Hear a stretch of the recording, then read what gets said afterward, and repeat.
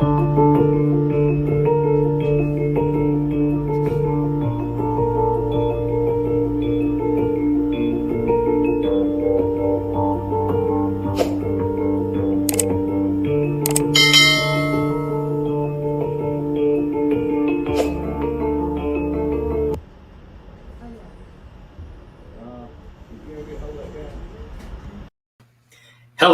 welcome back to the missing live stream. Medina is in Tennessee tonight. I was hoping that I would get her on here too, but obviously she probably does not have strong enough internet. Maybe we will get her. Michael is sitting across from me, and hopefully tonight I will have Michael on here with me for a few minutes. He is going to try to answer or give me the questions you have. So if you have questions, please put them in all caps so he'll be able to know that that is a question to me. We have some sad news tonight. The body that was found in the Mississippi River in Reserve, Louisiana, was identified as the missing LSU student Kori Gauthier. I still have strong questions about how she was able to travel 80, 90 miles down a river that was overflowing the banks without getting hung up on something. But until we know all the facts, which we may never know all the facts, that's about all we have. This is something that the police released. Thompson said, and I can't remember if this is sheriff or one of the people, said based on cell phone tracking, video footage, so they may have video footage either from the traffic light cams of the bridge, and a timeline of events related to this case combined with other evidence we shared with the Kori's parents that we are not at liberty to disclose publicly out of respect for their privacy. We have concluded that there's no criminal activity or foul play involved. Now, I don't know what the autopsy said, or do I know what the autopsy's cause of death was. It's probably going to be drowning, though, if they do not appear to have any type of, they're pretty much concluding that there's no foul play. The sheriff or whoever that was said there's no foul play. And they mentioned videotapes. Gracie, I don't know what your problem is. She's down there whining at Michael. They mentioned videos, so that would tell me they had traffic light cams. They had, or maybe they have video from the bridge itself, or they had video from another source. We don't know what video they're talking about. I wish they would have, come out and said, hey, we had traffic light videos that showed she was the only one in her car. We had traffic light videos when she entered the bridge. We had video on the bridge that saw her parking her car and getting out of her car. Sorry, my dog. I'm trying to catch my dog for Michael, but every time Michael bends down to pick her up, she backs up near me. I don't know what she wants. Maggie's just snorted out in the hall. She's laying in the hallway kind of looking at us. But remember the family in your prayers. I see that question, Michael. Do you see it? It says, how can they rule out foul play so quickly?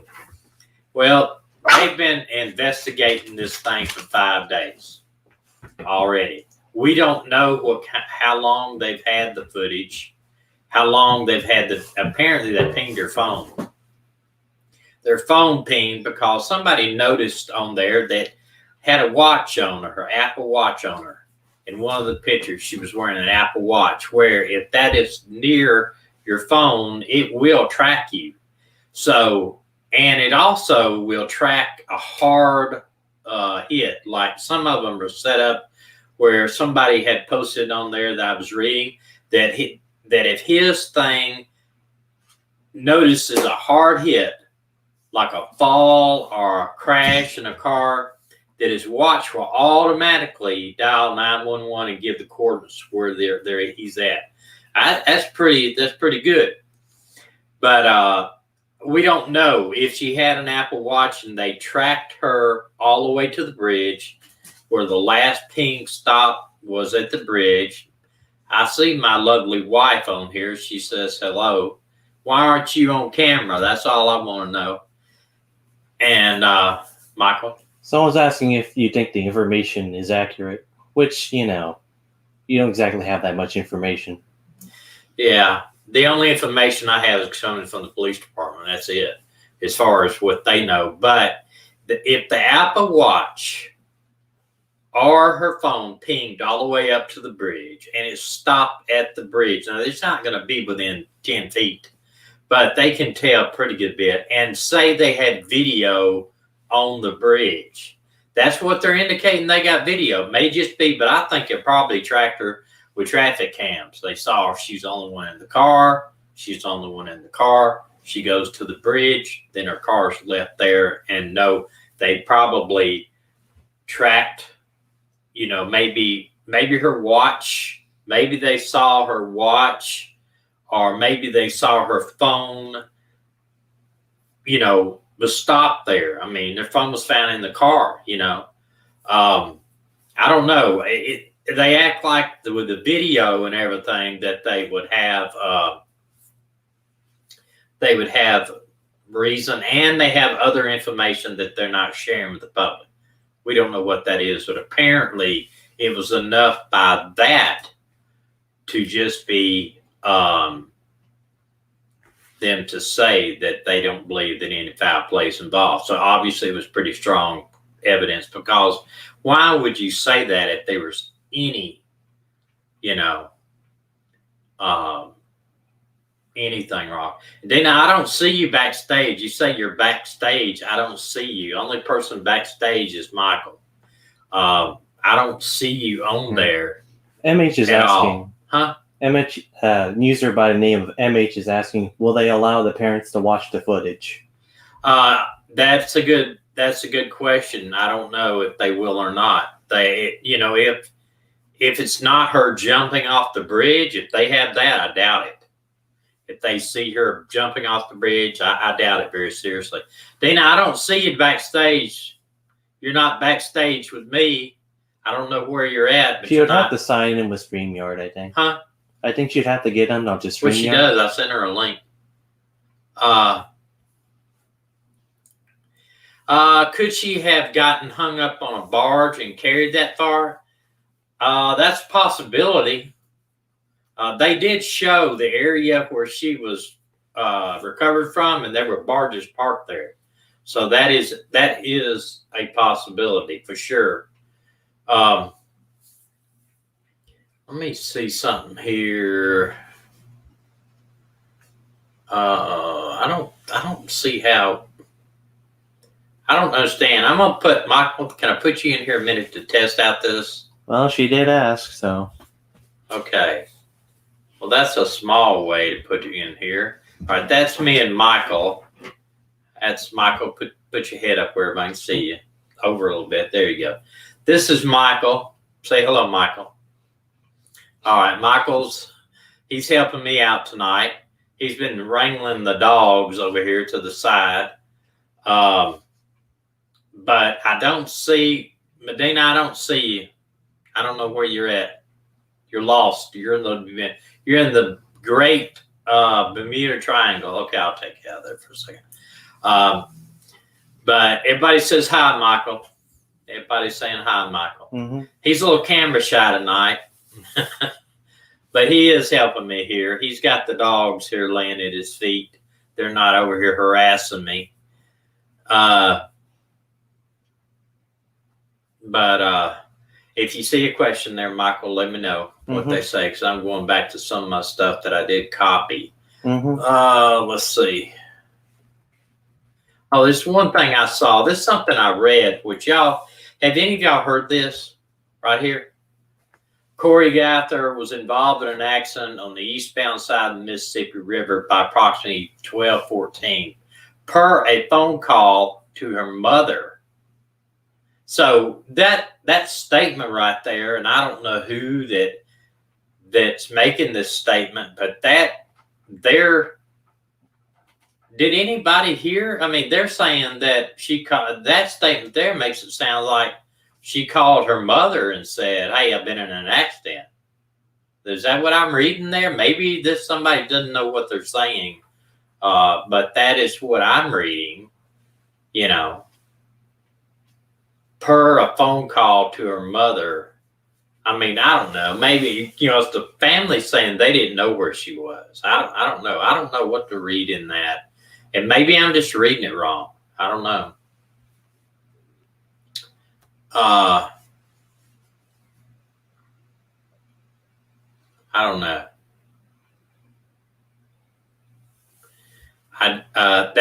It just looks kind of weird in that when I read that I was like, how did her mother know? Or maybe she's saying her mother's saying that they found out later on. I don't know. You don't have the date this was posted, do you? What that? No, Yeah. I don't have it. I don't know. I couldn't see that date on there. I don't know when that was. I guess that would have been good if I did. No, it's something else I want to get into. But it is sad news. It's very sad news that was her body was identified. And I was just on a website at around 6 o'clock, 6:10. That was a help find her website, and people didn't even know that the body had been identified. And I posted, sad to hear, pray for the family that she has been identified. And everybody said, where are you hearing that? And I posted a picture of Fox 8 out of Baton Rouge that is reporting that. I had found, and I'll show you if let's see here. No, I didn't copy it. I had found a place that it had been posted earlier on that, but I couldn't verify it. It's a lot of people can post anything they want, but I could not verify that it had been but when Fox reports it, Fox 8 is a reputable news agency, and then after that, it's just all over the internet everywhere. But I do want to read you something. This is something I read about. This is actually the Baton Rouge Bridge area, and this is why. And they have a thing called gator paddlers or something like that. It's a weather and stuff. Apparently, a lot of people paddle in these canoes and stuff down the Mississippi River. This is why I have a real problem with her going all the way down the river and being found down there. Flood stage warning above 35 BG, whatever that is. I think it's bridge gauge, maybe. Paddlers are advised to stay off the river. Limited access. Most landings and approach roads are underwater. Most islands are gone. No easy camping. All sandbars are covered. Fast moving water. Many hazards. All islands and landings are surrounded by flooded forests full of snags, strainers, sawyers, and other dangerous conditions associated with floodwater moving through the trees, docks, wharfs, dikes, and other man-made objects, creating strong whirlpools, violent boils, fast eddies. Tugboats will create larger waves than usual. Freighters will have to push harder to get upstream, which results in even bigger waves. So, they're telling you, hey, we got all kinds of snags that your body could snag up on. That's why I have a real true problem that her body went with the water all the way down to where she was recovered. Man, I don't know. It may be true, and I guess it is, but, it's 35 feet above flood stage, basically. So it's in the Outer Banks. I mean, they're telling you now they've got all kinds of snags and wharfs and eddies and islands are covered, and it's, and I didn't realize how deep the Mississippi River is through the ship channel. It's 55, 60 feet, 90 feet deep. Okay, somebody's trying to come on here. Oh, I got you. Let's put Michael on here too. See if we can do all three. No, hold on just a minute. Somebody tell me how to do this. Michael, you're not on here. Where are you at? I know. You're on here. Can you hear me? Michael's I'm shy. ready. Can you hear me? What? Yes, I hear you good. Okay. All right. Yeah, your camera's moving around a little bit. But It's because it's my iPhone. oh, you're doing it on your iPhone. That's Yeah, pretty I cool. tried to do it on my iPad, but I can't do it. And I forget where the camera is, so I don't know where to look. All right, let me try to get Michael too up there. Okay, y'all both in here, and I'm I'm big and y'all are small, but you're turned sideways, Dana. I did you that on are. purpose. I'm standing on my head. No. Hey, I was sorry to hear that they identified that girl's body. Yeah, I'm sorry that it was her. I'm sorry it was her too, and everybody needs to pray for her family because I can't imagine losing a child. I really cannot imagine losing a child. No. Oh, Dana's standing on your head, Michael, in the picture there. I can take it. I can poke him in the eyes.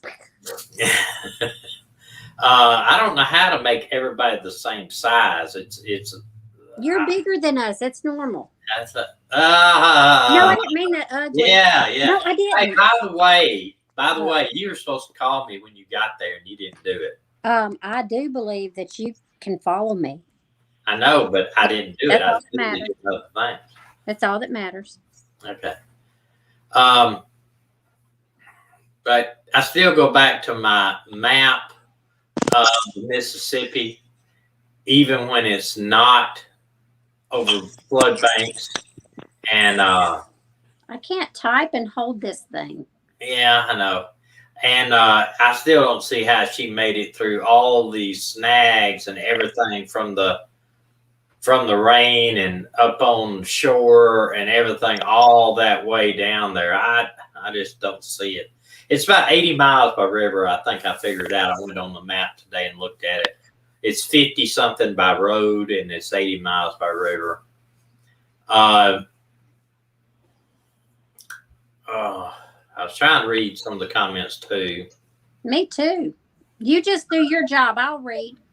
You'll read? Between me and Michael, we ought to be able to get all the questions if they're in caps. Any questions about this? I will go back to this later in the broadcast. I do want to cover one more guy, Elkins, that because I'm bringing this case up, he disappeared, I think, in December. He obviously had some type of mental breakdown. This guy did. He's a engineering student out in California, 21-year-old UC Santa Cruz student, last known location, Interstate 5, Templeton Highway in the area of Casca, California, 8:20 p.m. His car was found abandoned with a flat tire by the LAPD. Wallet and cell phone found in the car. There, this is classic. Everybody leaves their wallet and cell phone. He disappeared. Let's see. I'll have a date here. Just a second here. His mother told Dateline she spoke to her son that day. He added in the days leading up to disappearance that Dane had become mentally distressed due to ongoing COVID pandemic, and he had been driving back and forth between his home in Brentwood and Santa Cruz, where he was an engineering student. And we did cover him once, but the reason why I'm doing it is they had a recent sighting of him. Apparently, he's in the homeless community. So he's still alive? He is, according to this, yeah. He is still alive, and he's had some type of mental lapse, and he's living in the homeless community right now. He told me, this is his mother, he wasn't feeling well when I spoke to him by phone, seemed to be breaking down. I urged him to come home. I was so close to getting him home, but then he was gone. His son called 911 that evening, but authorities, when they arrived, they only found his car abandoned, wallet and cell phone inside. One of the tires was flat, and the other three were very low of air. I'm trying to find the exact date he went missing. There's no trace at that time of Dane. He left everything behind. Just doesn't make sense. His mother told Dayline he was living in Brentwood and wasn't doing good in the isolation. I hear everything on your phone. I'm sorry. He often left to stay with friends. He was started talking about moving into an apartment or a camper. Engineering student in Santa Cruz, holds 23 national championships in racquetball and holds a black belt in Taekwondo. He also spends hours of his free time helping his mother as a volunteer feed the homeless population in LA. So he would feel at home with the homeless population. I think December the 20th, I'm hearing in my mind where I read that he disappeared. Let me go to this one, maybe to tell me here exactly. Yeah, December 20th was the last time he was seen, 2020. So he's been gone a few months, but he feels very at home in the homeless community. And this is one of the first credible sightings of him. 22-year-old missing person, Dane Elkins, a 23-time national racquetball player whose car was found abandoned. We'd read that. Recently, Monday announced they had a credible sighting. According to his mother, Elkins interacted with two witnesses in Mobile, California, near the intersection of the 14th Freeway and Mobile-Barstow Highway, February the 5th, about 50 miles north of Santa Cruz Valley. He had one of the worst weeks. It was his birthday recently, and it was devastating to be without him. Or he said, we have had one of the worst weeks. So to get this, it was some new information. They felt relieved that he was alive, had seen alive. Two women spoke to the man, assuming to be Elkins, and bought him some lunch, during which he reportedly told them that he was traveling on foot northward, possibly to Portland. His mother mentioned that this destination made sense due to another potential sighting in Bakersfield that has been investigated previously. I'm so glad that he had survival skills to make it through the winter and make it to February. I'm very hopeful, his mother said. I'm grateful for the community support. So, he is living in the homeless community because he had some type of mental breakdown cause of the pandemic. This is his picture of him when he won his medals. He's short hair, thin build. He's a champion Taekwondo black belt also. Very skilled. And if you play racquetball, it is very, very, you have to be physical fit to play racquetball. I've tried. This is him, what they believe he looks like now. Somebody took a picture of him when he had a beard or whatever, and they believe this may be one of the last remaining pictures that he was grown out. And you can see even this picture, it looks like he's losing weight. So we need to be aware. Anybody living in California or have relatives in California or the highways moving up to Portland, I'm sure he's probably hitchhiking. Then they see somebody like that, call the police, call 911. Let the police at least try to find him, verify that that's him, and verify that he is safe and alive. And if he needs mental help, and this is the same thing, we're getting into mental illness here. We have a girl that was supposedly jumped off the bridge suffering from mental illness, and now this guy had a basically breakdown. and fled society. I mean, he fled everything that he was working in, his mother, his engineering degree, school, everything, just walked away, just laid everything down and walked away. If you haven't seen the movie about the guy that goes up into Alaska, I can't even think of the name of the movie now, but it's a true story. He was going to college. He had got this inheritance. He had money, and he just basically went up to Alaska and burnt his money, took his money and put it in a pile and burnt it. Burned all his money, had a backpack and an axe and a knife and a couple things, and he goes out into the wilderness. He finds a old deserted bus out there. I can't think of the name of the movie. And it's a documentary type movie. And he basically lives a couple of years, but he finally is starving. He's absolutely starving. And it's wintertime. He can't make it back to where he was needing to be. And basically, he starved to death. Go ahead, Dina. Does anyone know if he was using drugs? This guy? Yeah. And Into the Wild. Yeah, Into the Wild's the name, but that's right. And I don't think he does use drugs. That guy doesn't use it. And also, Into the Wild, where it got him was he mistakenly ate some berries he thought was good berries, and it caused him to have intestinal issues he got food poisoning basically, but it's a severe case, and that just led him to lose his, he just starved to death, and these berries are fatal even, and I think that contributed to his death. It's worth the watch anyway to see how somebody can totally want to isolate themselves from society. Did you have something, Michael? No, you already answered the questions I was going to mention. Okay.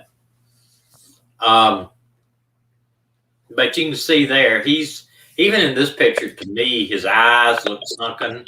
Yeah. Sunken back, eyes. Of course, it's overexposed, so you can't really tell what the color on his face is. That somebody took that with a flash.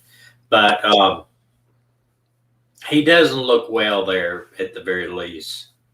You know, not compared to this picture here. You know, he's doing okay there, but obviously he had some mental breakdowns that was going on.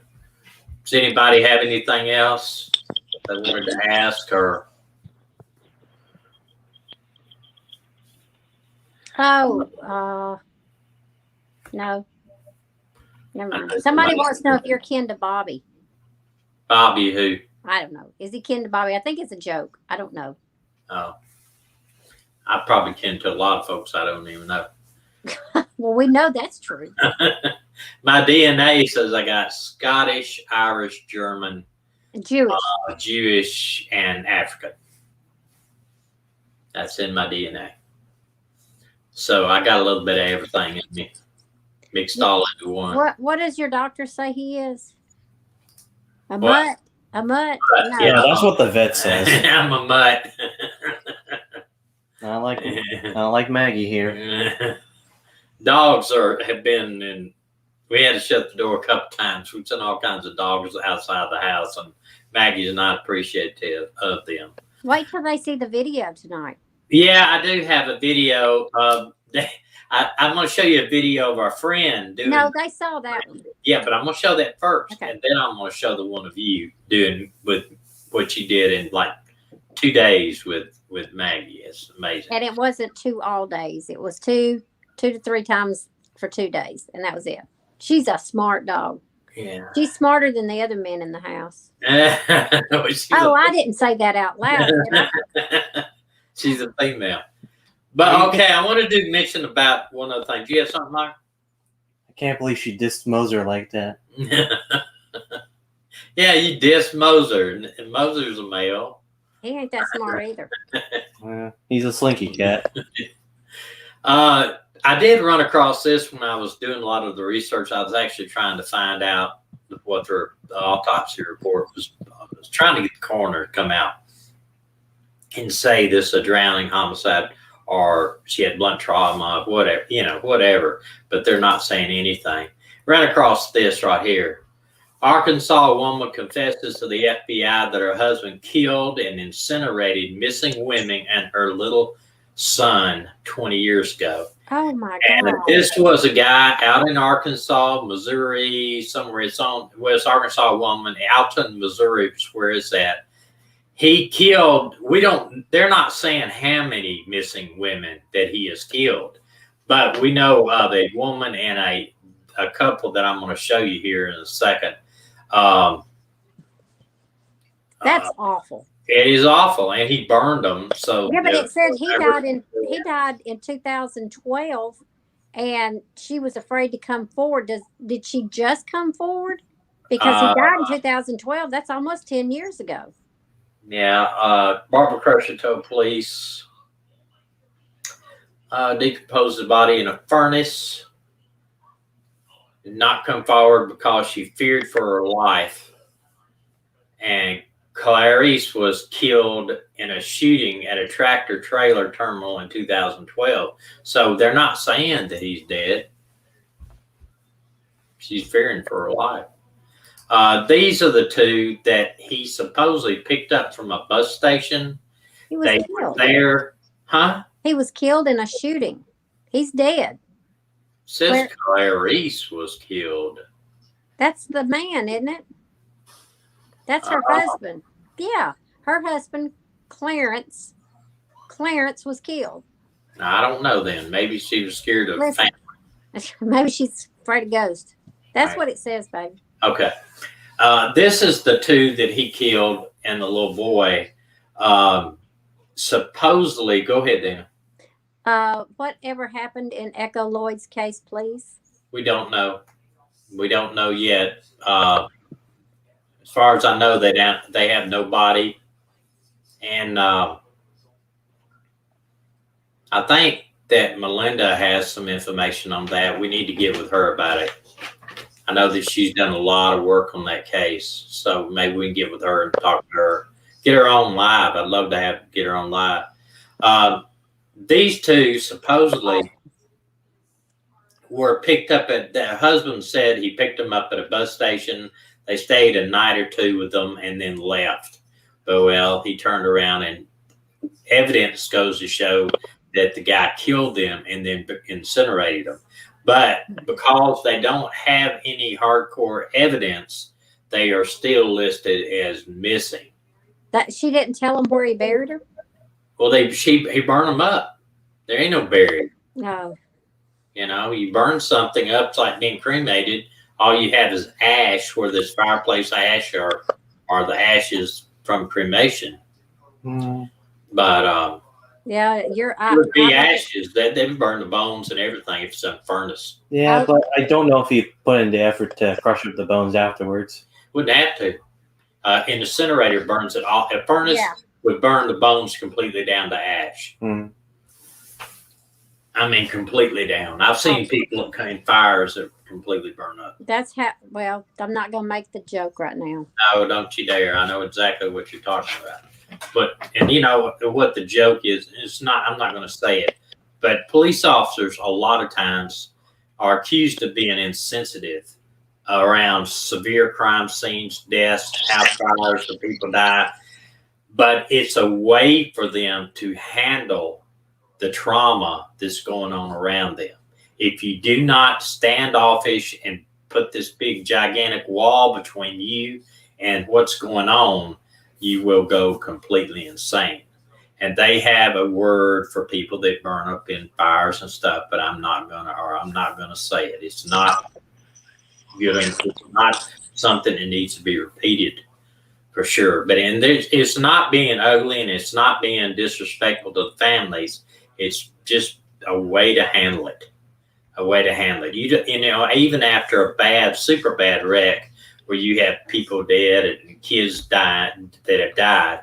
These, you know, you got to get away for a while. You got to go in the car for a while. You got to listen to some music. You got to put it out of your mind. Because if you dwell on that kind of stuff, everything you've ever saw in your police career, then, you know, I've been a loony bin somewhere. Well, that's one reason that police officers who retire are more likely to commit suicide. And speaking of that, my friend Steve, Atlanta PD, posted today a very close friend of his killed himself Monday, and he is a law enforcement officer. So, I know that law enforcement right now are hated by the media and hated because of certain things that happen. Accidental shooting with the guy in the car stopped. The girl thought she had her taser. She had her gun. And the George Floyd incident and a lot of others. But it's, these guys are human too. And there's bad ones just like there's good ones, and they're bad people. There's bad officers, but you got to, most officers, I would say 99.9% of officers are good, hardworking, honest family people. That's all it is. You're And right. listen, if you got senators out there, I'm going to get on my political band level one time.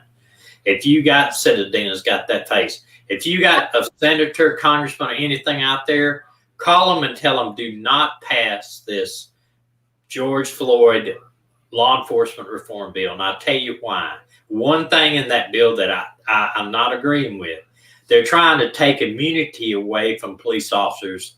And I'm not talking about the guy that sits on the guy's neck for 9 minutes, that type of immunity. But say I go out here and I write 50 tickets, just regular speeding tickets.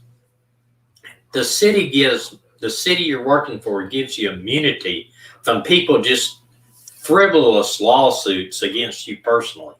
Or say that you're involved in a real bad situation where the guy surely has a gun. He's shooting at you. You shoot, and you have to shoot and take his life.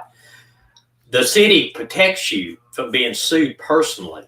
But the law, what they're trying to do is they're trying to pass this. President Biden's trying to pass this where that takes the immunity away from the officer. So that means even though the officer could be 100% right, that person can sue you personally, take your retirement, your house, anything for your kids' education or anything. They'll take that right away from you. And just because you might be doing everything right, but a jury might find you the other way for a lawsuit. You don't have to prove a whole lot to win in a lawsuit.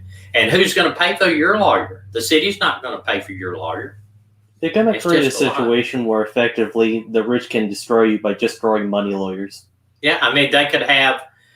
You just imagine if you had 200 or 300 you had 4 or 5 lawsuits on you.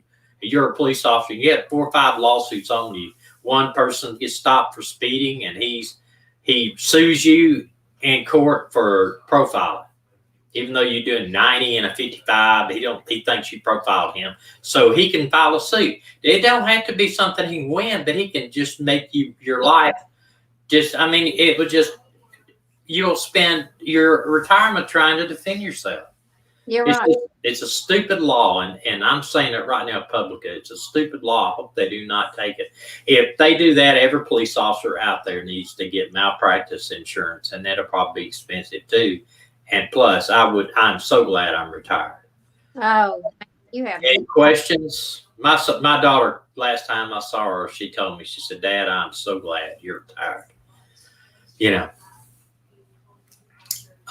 It would make people not want to be police officers. And I'm gonna tell you, do you think just because all this happened that there's more minorities joining the police force? No, they're not, because a minority officer, especially a black officer working in the community, is harassed and called Uncle Tom. I had a black partner for 2 years.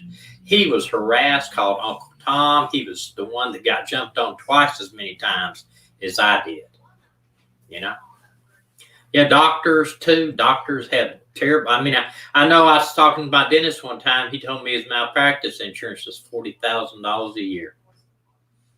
So, when it gets to be, you have to have malpractice insurance to go to work in law enforcement, when all you want to do is help people, there's serious, serious problems. There's the guns that are being bought right now are being bought with the stimulus money are being bought. Yeah. People are afraid that they're going to do something to do it. Yeah, people of color are buying more guns. It was out the other day that 57%. Hispanic and black. 57% of all the guns sold in the United States are bought by minorities.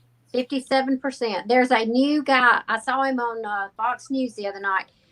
He's got he rides around in an RV going to different big cities and all. And he said his YouTube channel, whatever it is Black Guns Matter. Yeah. I'm going to look at this. You know, some of y'all wasn't on here when I first came on, but this is the actual what the police have said based on cell phone tracking, video footage, and timeline events related to this case, combined with other evidence that we shared with Kora's parents that we are not at liberty to disclose publicly out of respect for their privacy. We have concluded that there is no criminal activity or foul play involved. And what I say about this is they probably had bridge footage. I mean, if they have bridge footage that saw her park her car, get out, and jump off the bridge, that says it all. Yeah. And we'll probably, I say we may never know unless somebody in the family leaks it. If somebody comes up and leaks it, and I just don't see that happening unless somebody does it on social media or if somebody in the family tells a friend and then they leak it. But who knows? You know, with the way social media is, it's crazy. Hey, hit the thumbs up. Yeah, if you enjoy us, give us a thumbs up. If we made you mad, give us a thumbs down. And you know, everybody said, why do you say that? Because YouTube looks at all that stuff.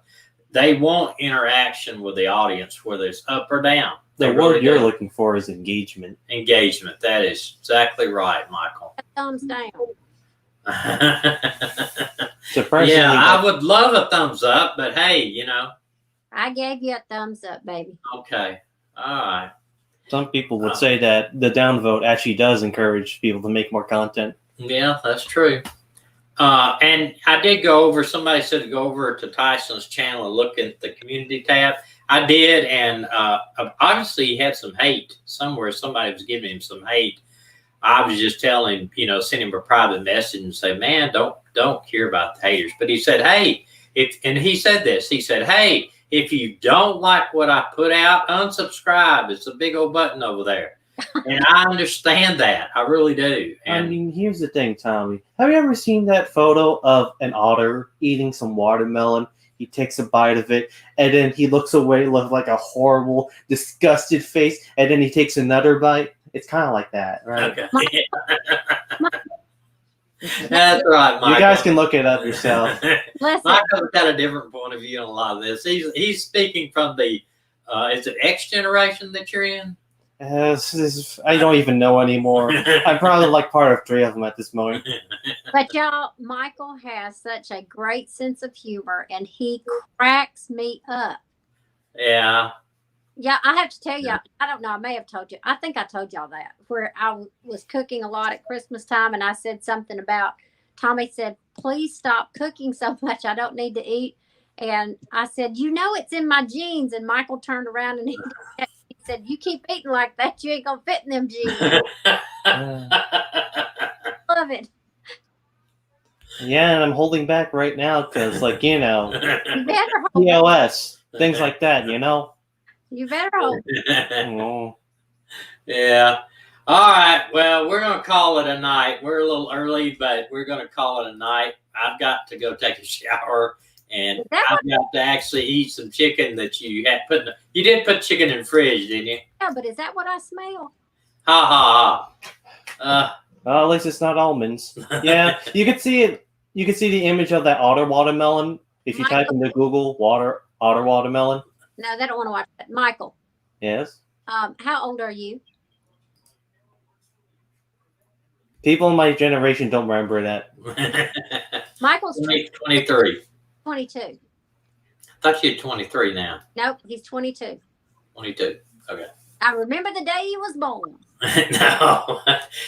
Michael's looking for a rich Asian doctor. You already told that story? No, I haven't told that yet.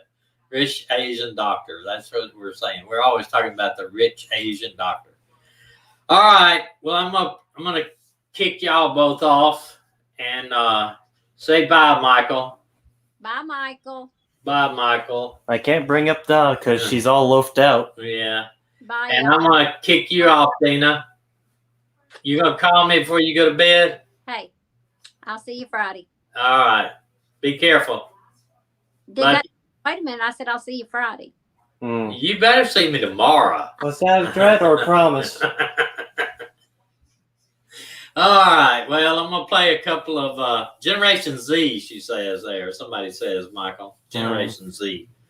Yeah, they say, great job hosting, Michael. One of them posted Crazy Rich Asian Doctor. Yeah, Crazy Rich Asian Doctor. That's right. Okay, well, I'm going to play a couple of these things that Dina recorded, and then I'm going to play the outro, and we hope to see y'all on Friday. If nothing crazy happens to our internet up there, but it looks like she had a pretty good service tonight. This is the other... Okay, all right. Okay, I like teach him all these weird... Okay, sit, shake, the other paw. Okay, down. Oh, he doesn't like play down on that. It's okay. Okay, center. Go. Oh, Sit. Oh, that is awesome. That is very good. Okay, now Dina's worked with Maggie, honestly, just a couple of days. Get over here. Get there. Sit. Sit. Maggie, look at me. You see this? Center.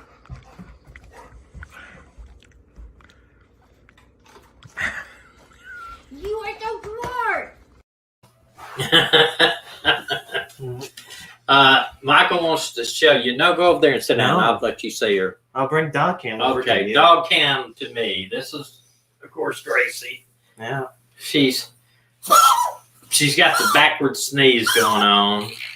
You okay, bud? And the other one is too big to pick up. She weighs 85 pounds. Maggie's 85 pounder. 83. All right, 83 pounder. Anyway, we'll see you Friday. We love y'all. Take care of yourself. Remember to pray for that family of Cora. Take care.